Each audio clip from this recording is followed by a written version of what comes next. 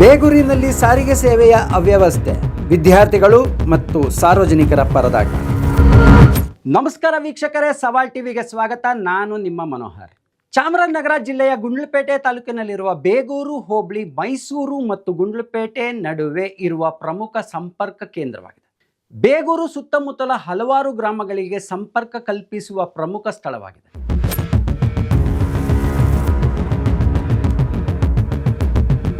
ಪ್ರತಿದಿನ ನೂರಾರು ಮಂದಿ ಜನರು ಇಲ್ಲಿಂದ ಮೈಸೂರಿಗೆ ತಮ್ಮ ನಿತ್ಯ ಕೆಲಸಕ್ಕೆ, ವ್ಯಾಸಂಗಕ್ಕೆ ಹಾಗೂ ಜೀವನೋಪಾಯಕ್ಕಾಗಿ ಪ್ರಯಾಣಿಸುತ್ತಾರೆ. ಬೆಳಗ್ಗೆ ವೇಳೆಯಲ್ಲಿ ವಿದ್ಯಾರ್ಥಿಗಳು, ನೌಕರರು, ಕೆಲಸಕ್ಕಾಗಿ ಹೋಗುವವರು ಅಧಿಕವಾಗಿರುತ್ತಾರೆ. ಬೆಳಗಿನ ಸಮಯ 7:30ರಿಂದ 8 ಗಂಟೆಯವರೆಗೆ ಯಾವುದೇ ಬಸ್ ಇರುವುದಿಲ್ಲ.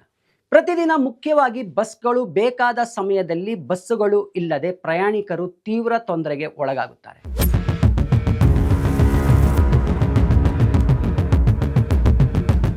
ಗುಂಡ್ಲುಪೇಟೆ ಬಸ್ ಡಿಪೋ ಸಿಬ್ಬಂದಿ ಬೆಳಗ್ಗೆ 7:30ಕ್ಕೆ ಒಂದು ಬಸ್ ಮೈಸೂರಿನತ್ತ ಹೋಗುವ ವ್ಯವಸ್ಥೆ ಮಾಡಿದ್ದಾರೆ.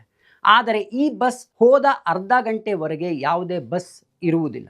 ವಿದ್ಯಾರ್ಥಿಗಳು ಹೊಟ್ಟೆಪಾಡಿಗಾಗಿ ದುಡಿಯಲು ಹೋಗುವವರು ಹಾಗೂ ಸಾರ್ವಜನಿಕರು ಸೇರಿದಂತೆ ಶಕ್ತಿ ಯೋಜನೆಯ ಪ್ರಯುಕ್ತ ಮಹಿಳೆಯರು ಹೆಚ್ಚಾಗಿರುವುದರಿಂದ ನಿಶ್ಶಕ್ತರಿಗೆ ಮತ್ತು ಶಾಲಾ ವಿದ್ಯಾರ್ಥಿಗಳಿಗೆ ಅತಿ ಹೆಚ್ಚು ತೊಂದರೆಯಾಗುತ್ತಿದೆ. ದಿನನಿತ್ಯ ಪ್ರಯಾಣಿಸುವವರು ಪಡುವ ಪಾಡು ಹೇಳತೀರದು.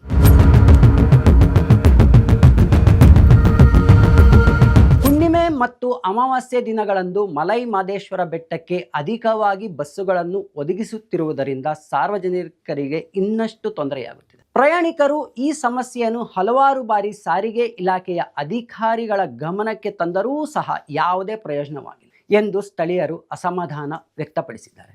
ಸಾರ್ವಜನಿಕರು ಆಗುತ್ತಿರುವ ತೊಂದರೆ ಬಗ್ಗೆ ಗುಂಡ್ಲುಪೇಟೆ ಡಿಪೋ ಮ್ಯಾನೇಜರ್ಗೆ ಕರೆ ಮಾಡಿ ಹೇಳಿದರೆ ಅವರು ಬೇಜವಾಬ್ದಾರಿತನದಿಂದ ಮಾತುಗಳನ್ನು ಆಡು ಎಂದು ಸಾರ್ವಜನಿಕರು ದೂರಿದ್ದಾರೆ.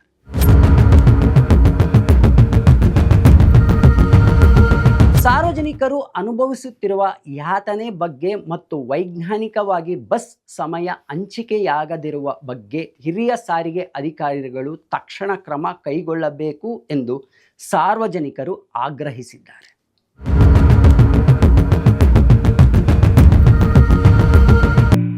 ಸವಾಲ್ ಟಿವಿ ಸದಾ ನಿಮ್ಮೊಂದಿಗೆ.